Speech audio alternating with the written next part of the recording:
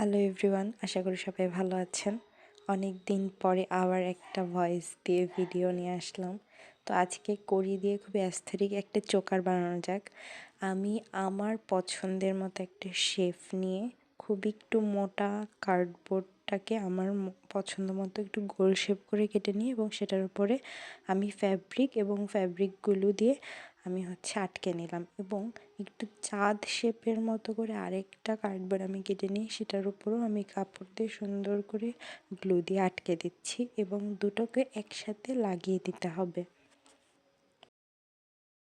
আপনারা ভিডিও দেখে অবশ্যই বুঝতে পারছেন যে আমি ছোট ছোট করে কাপড়টাকে কেটে নিয়েছি যাতে গ্লু দিয়ে আটকাতে আমার অনেক বেশি সুবিধা হয়। এবার গ্লু দিয়ে দুটাকে একসাথে আটকে দিতে হবে।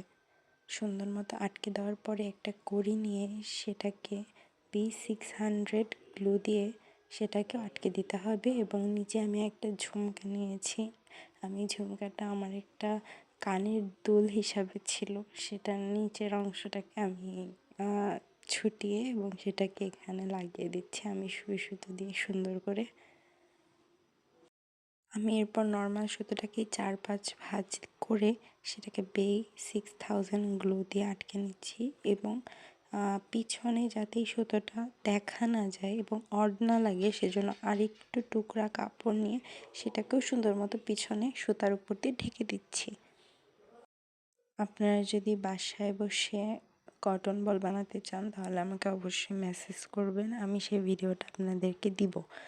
তো এরপরে আমার বাসায় বানানো কটন বল দিয়ে আমি সুতার ভেতর থেকে সুন্দর মতো ঢুকিয়ে নিচ্ছি দুই সাইডে।